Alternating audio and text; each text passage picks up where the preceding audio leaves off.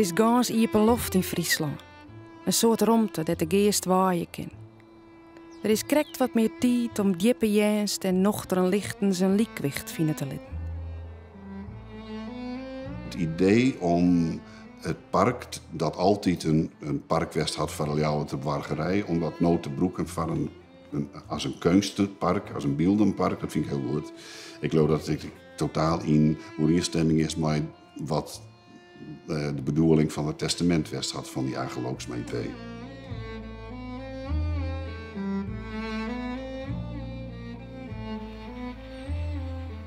Een luxueus boeten en een romantische kuierbosk binnen het teniel worden dat rijkdom ont in eeuwigheid waarom jong worden zoeken on een lieu in de velden en dwarpen in de omkrieten.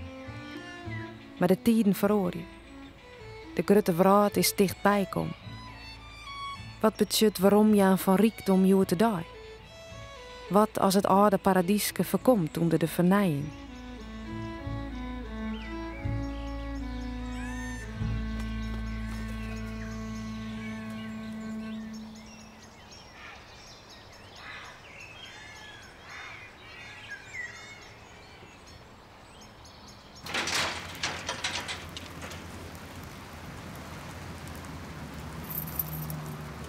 Dit hek blijft. Het is niet permanent open. Nee, dit is tijdelijk. Tot 12 september.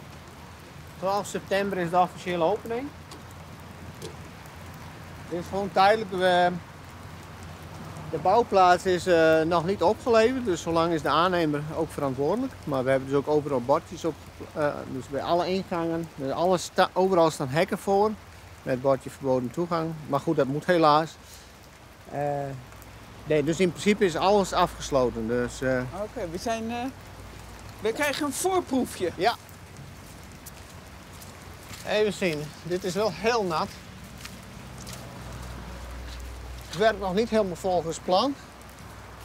In principe is het de bedoeling dat je het verkeerslawaai als het ware straks niet, als je in de kuil staat, dat je het lawaai van de weg als het ware niet hoort, de auto's. En hoe is dat nou?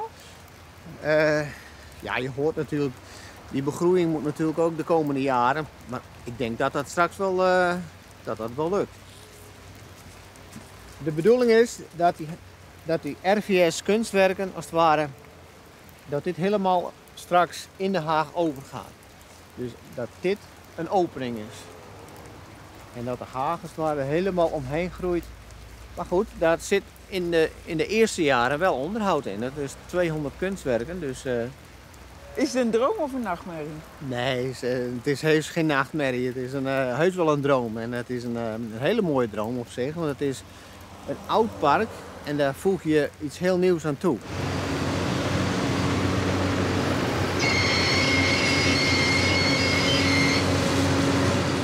De romantische kuierbosk van Jettiets, die weer om viervierige sentimenten te koesteren bij een viever. Een vierzicht aan de eind van een slingerdiek. Wat is de romantiek van Joe te die? Die is boertelijk, een familieplak, vol fleurige verwondering. Maar lees dat alleen maar eens aan in een Frieske graide. Het tempo van de natuur is net zo romantisch. Het wordt lang voordat menselijk ontwerp en bjemmen liekwerige boatersmaten binnen.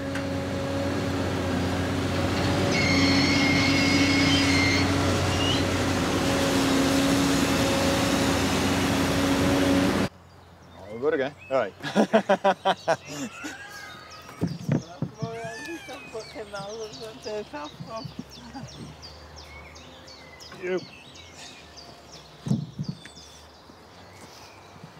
Nou, dit moet best.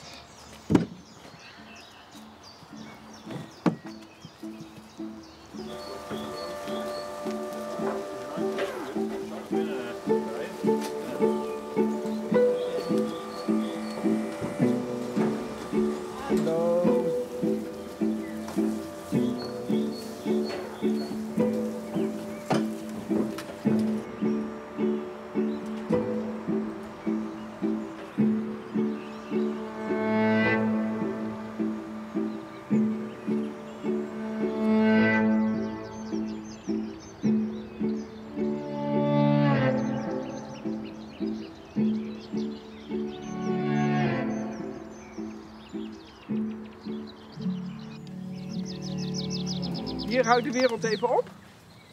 Ja, voor ons wel nu even. Ja. Kunt u eens vertellen wat u hier doorgaans doet? Nou, doorgaans is het gewoon de mogelijkheid om meerdere grotere wandelingen te doen. En dat is nu niet zo. Dat is dan de hele tijd niet zo. Ja. Dus dan dolen we wat rond in dezelfde rondjes. En wat vinden jullie van de uitbreiding? Ja, ik vind het prachtig. Ik vind het prachtig. Ja, het is echt... diversiteit komt er nu in heel het park, hè? Eerst heb je het oude landschappelijke park. Soort, 40 jaar geleden ben ik hier komen wonen. En toen was het dit ook zo. Het is weer, iets nieuws, hè? Ja, dus ik vind het prachtig. Ja. Zoals het tuin van Oudolf lijkt me heel mooi dat het, die grassen er allemaal in en die bloemen. Prachtig. En voor kinderen wordt het ook heel interessant, vind ik. Deze prachtige toren hierboven. Zijn jullie het daarmee eens, de andere twee? Nou, niet helemaal. Nou, nee, ook niet helemaal. Ik vind het natuurpark, dat vind ik geweldig. Dat vind ik heel mooi. Maar dat ze hier van die kunstvoorwerpen ingeplaatst hebben in de natuur, daar zou ik zelf voor iets anders kiezen. Ja, maar goed, misschien als het straks... En dat? Ja, daar heb ik nog geen oordeel over.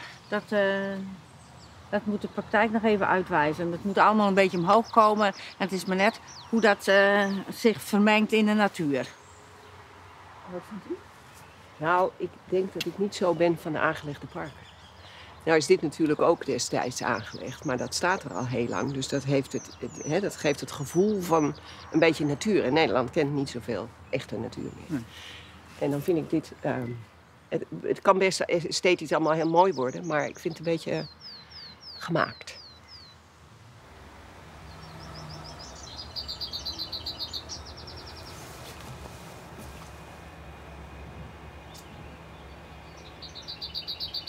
De kist is alweer prachtig van Boppertje. Het is een soort belvedere in een nieuwe vorm. We hier graag een nieuwe belvedere hebben, maar die wie vierste duur.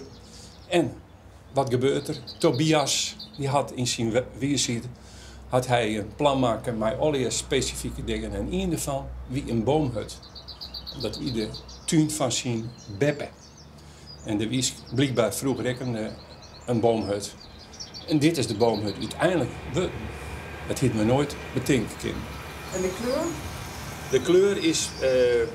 De kleur is typisch Reebergen, des Reebergens. Een kleur die als het ware een beetje vlokt. Hij springt eruit. De zustermal van 4. En ik ben heel nieuwsgierig hoe het straks worden zal als deze boom in bloei staat, als die groen is. Hoe dan dit zich verhoudt bij deze 2 kleuren die er nou op zitten. Ik kan niet zeggen dat ik het mooi vind, maar ik vind het heel bijzonder. Het springt eruit, het schreeuwt als het ware.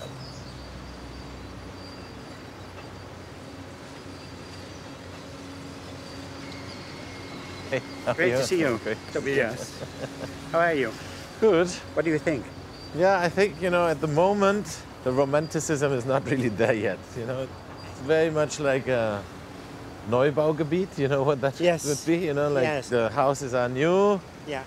The trees in the streets are still that size, and it looks a bit kind of deserted, and I think that's what it is now, It's like the first year, it's just been started a couple of months ago, and it's hard to accept, but I think in 20 years' time, it will be there and the kind of something that has been grown together, as much as the object or the interventions will be then kind of run down a little bit, the plants will be up, and suddenly it becomes almost one object, and that's what I'm hoping.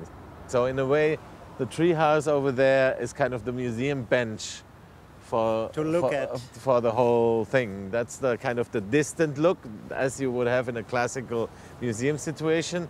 But then you have the other situation when you enter the jungle and then you're kind of lost in this kind of little thing here. Yeah. That's the idea, I think.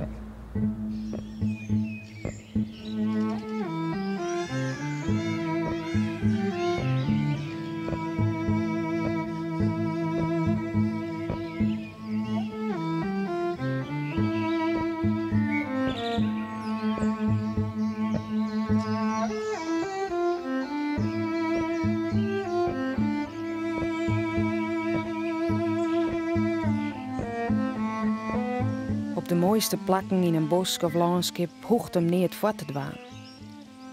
Je skoel je er even voor het duistig bestaan. Het binnen dreamplakken. Dat ontinkers komen en gaan. Stel nou dat het landschap helemaal inrichten en verbouwd is om dat moment vast te houden. En mijn oren te struinen als wist weer een baan. Boeten de paden in koel en achterheuveltjes. Een tuin des door zelfs die beslag krijgt. Dat is pas romantisch.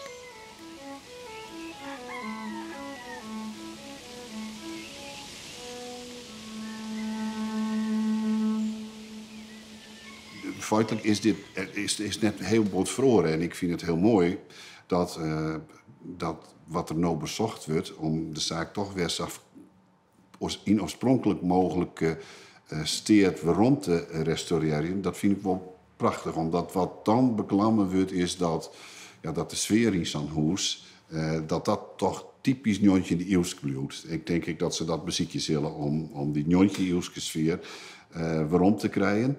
Ja, en het is ook belangrijk dat er in uw maatschappij plakken blijven dat het verliezen nog weer in een verbeelding te leven komen kan.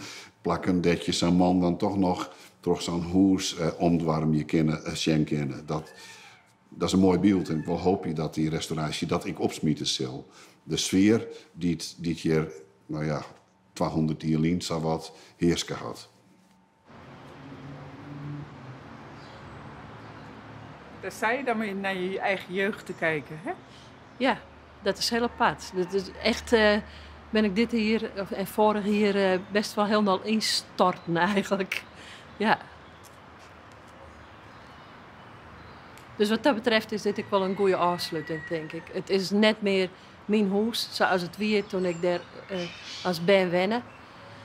En ja, dan beschouw je dat toch als je eigen huis. Natuurlijk wist ik dat het van de stichting weer, maar het huis waarin je als ben wennen, dat is die huis. Dus dit weer mijn huis en dat is het nou absoluut niet meer. Nee.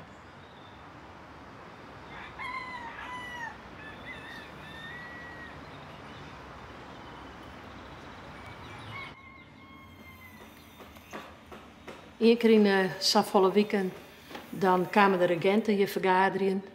En we mochten ons vrijelijk door het hele huis. Maar op die dagen dat de vergadering weer, dan weer dit echt, mochten we hier net komen.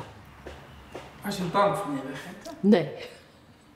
Ik vond het wel heel mooi, naar Arin, als de vergadering Aro weer, dan hong dus de hele kamer vol met sigarenreek. En de glasjes jonge jenever of oude jenever stonden dan lege glasjes nog op tafel. En de geur die dat dan mij bracht, dat weer echt de vergadergeur. Ja. Nee, het waren alle aardige mensen, dus ik kan er niet bang voor. Wat vindt u van die uitbreiding? Ja, van mijn gevoel, maar ik ben net objectief. Beschadigt het op een of andere manier het huis. Het is net meer zoals het hier. Maar misschien als het echt heel clear is dat het mij valt. Ik weet het niet. Ik kan het dan net goed beoordelen. Want nota vind ik het net mooi.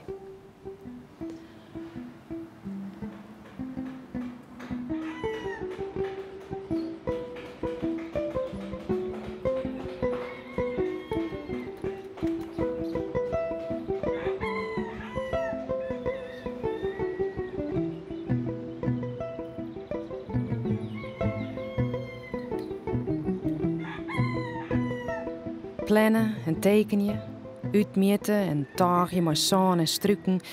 Het is geen boetelijk en romantisch werk. Praktische stemmen houden de vlecht van de verbeelding in de stringen. Het is vaker zo. Mensen arbeiden maar erop om een dreamtuin te bouwen. En die wordt neer wat ze ervan verwachten om het elk een eigen spiegelbroek te om ervan te dromen. Het ideaal achter het plan, toch blikken, bestaat uit kleurige diggels.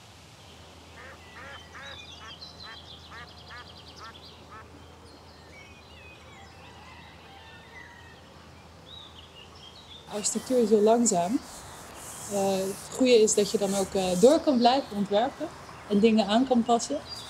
Aan de ene kant is dat fijn, maar dit duurt wel heel erg lang en zo groot is het project niet. Maar dan besef je wel weer dat je iets heel erg unieks aan het maken bent. En dat het dus eigenlijk ook wel heel veel gewenning nodig heeft van partijen en de aandacht erbij te houden. En als je op een gegeven moment de aandacht ergens verslapt, het is gewoon een menselijke fout niet geweest. Het is niet een productiefout eigenlijk, maar een menselijke fout. Dan merk je gewoon dat vooral bij zo'n soort van uniek project dat er meteen heel veel stappen achteraan zijn die dan ook anders lopen.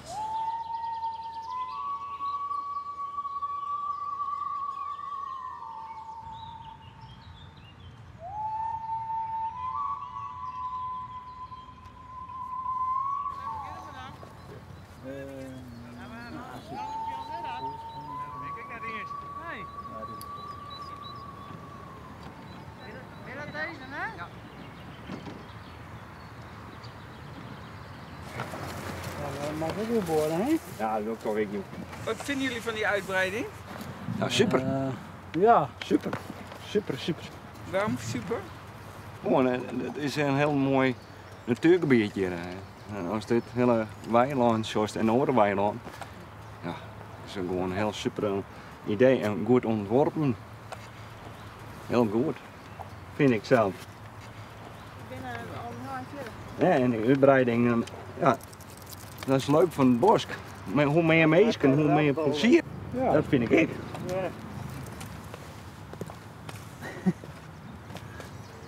Hey Albert, Ja. wat vind jij van het nieuwe park? Ja, nou ik vind het nu nog een beetje kaal, maar ik denk over een paar jaar dat het heel mooi wordt. En met die kunststukken erin vind ik het ook wel bijzonder. Wat vind je het mooiste kunststuk? Nou, die bomen vind ik wel heel speciaal. Dat is gewoon helemaal paars geverfd. En dat staat dan midden in het groen. Dus dat vind ik wel grappig. Ben je er alleen geweest? Nee, dat nog niet.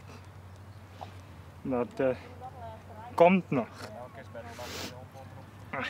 Is dit zwaar werk voor jou? Nou, redelijk. Het is best pittig. Nou, het komt ook omdat het nu best warm is. En, nou ja, de hele tijd een beetje je verschuiven. Dus het neemt er wel energie in. Je moet nog een heel eentje, je moet nog helemaal terug. Ja. Nou, ik zie wel hoe ver ik kom en anders laat ik het mooi aan de rest over.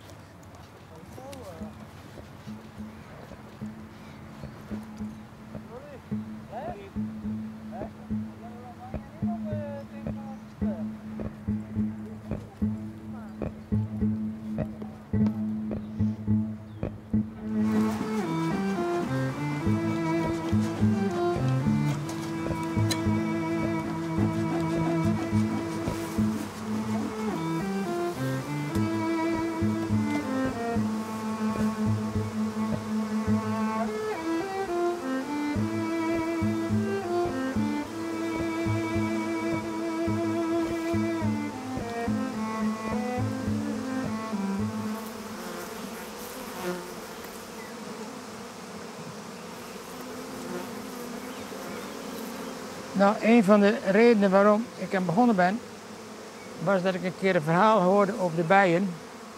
Dat de bijen een bepaalde techniek hadden, hoe ze hun kastgenoten konden vertellen waar de honing te halen was. Dat deden ze met een techniek die gelijk is aan mijn vak. Ik ben van mijn vak landmeter. En daar moet je met hoeken en met afstanden moet je werken. En de bijen doen in wezen hetzelfde. Er is een Duitse professor geweest in de vorige eeuw, meneer Von Fries, en die heeft het uitgezocht en die bijen geven aan elkaar door waar honing te halen is. Dan komen ze terug in de kist en dan maken ze een figuurtje in de vorm van een 8. En afhankelijk van de hellingshoek van die 8 geven ze aan, je moet zoveel links of zoveel rechts van de zon zijn. En ze geven erbij ook aan of het dichtbij of ver weg is. Dus wat wij als landmeters ook doen, is de hoek meten en de afstand meten. Die doen de bijen het ook, die vertellen het aan elkaar door. En er komt alleen nog één signaal bij van de bijen, dat is de geur van de honing. En die kunnen wij natuurlijk als landmeters niet doorgeven, maar wij moeten... Maar het principe is wel zo dat ze eigenlijk kleine landmetertjes zijn. Dat is een van de leuke dingen dat je zegt, hé, ik kom mijn eigen collega's tegen in de bijenkist. Zie? Even kijken of hier ook nog wat in zit.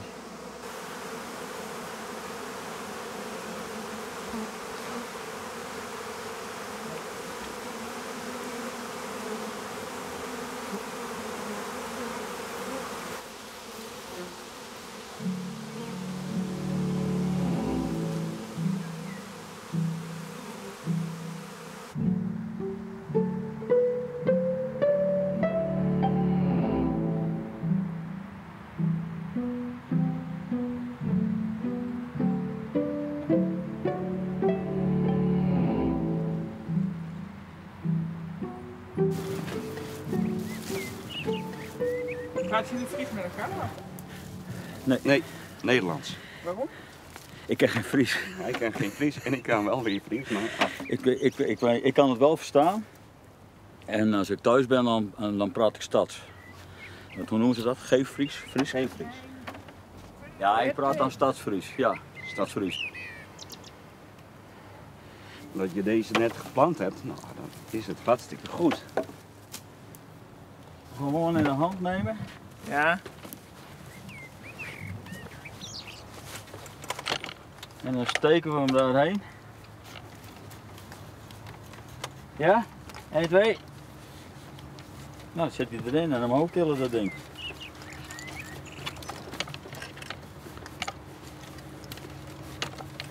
Kan je helpen? Nou, kijk eens. Zo, dat zit er veel aan. Dit zijn jouw aardappels. Ja. De Tom aardappelen.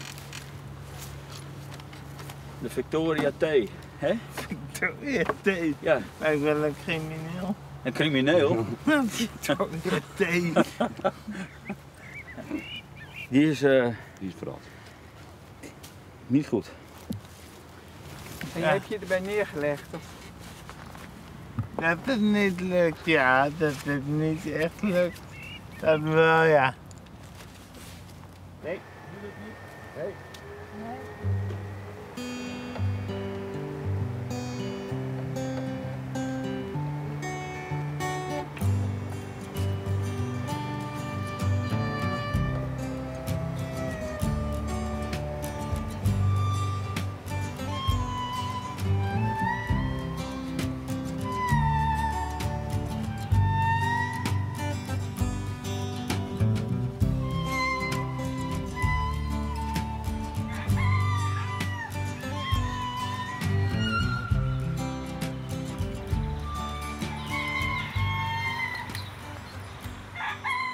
Kijk, hier kun je heel goed zien dat de vorm van het glas anders is als de vorm van de rand van het beton.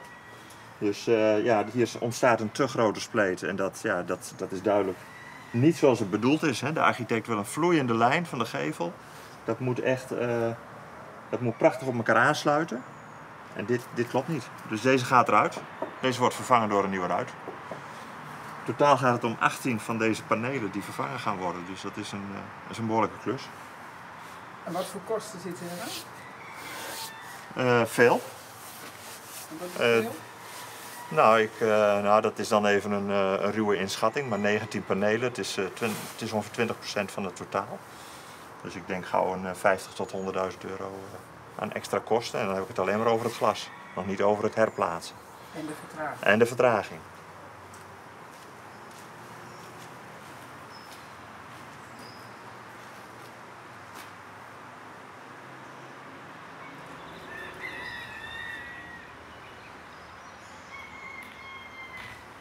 wij waren op zoek naar een gebouw als bezoekerscentrum. Een gebouw waar een winkeltje in kon en een gebouw waar een theesalon in kon.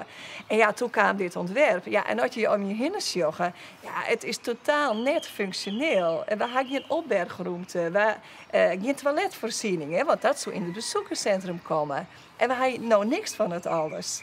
Hè, dus dat is eigenlijk heel tegenstrijdig. Maar aan de andere kant, als je een heel functioneel gebouw had, ja, dan kwam je op ontwerpen die echt afbreuk dienen aan het park. En wij hebben tijdens het hele proces ontdekt, je moet de oors naar dit gebouw zien. En er was een man vanuit de gemeente die verwoordde dat heel mooi. En hij zei, het is eigenlijk gewoon een kunstwerk. Een kunstwerk wat je echt nog broeken kennen. En ik denk, dat is de juiste wijze om naar dit gebouw te zien. Vanzelfs vallen gewoon dingen aan. En werk je meestal bij een Hollands. De eigenaardigheden van een streekbewoners litten haar hielden en gewoon finesses matte beliers, ja. Dat kan men spietig vinden. Maar men kan ik denken, sa rijdt ze die verheven plan in het landschap en in een meerskip bewattelen.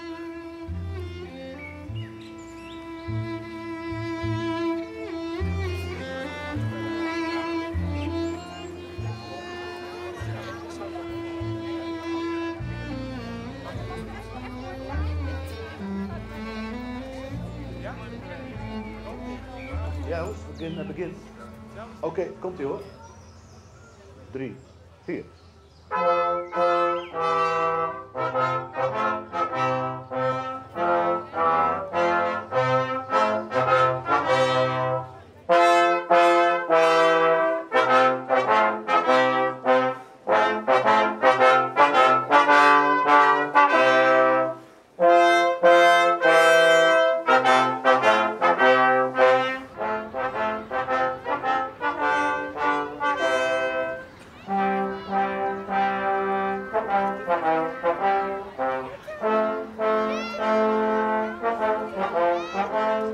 Hier staan we op de zichtas, dus daar zie je de villa in het wit.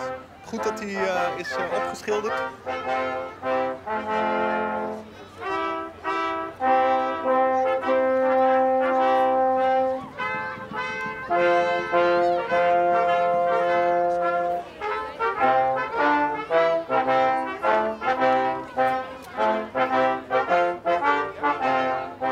Uiteindelijk wint een zedige vasthoudendheid het om in een bekende, dierbare en vertrouwde krieten rond te maken voor wat onbekend, vreemd en vieraal is. Het een en ander verraan van die beiden smiet op wat men de nije schat van IP nemen kan. Zo eindigt de ballade van de Bosk van IP bij een instemmend glimpje van Agen uit de vierde waai.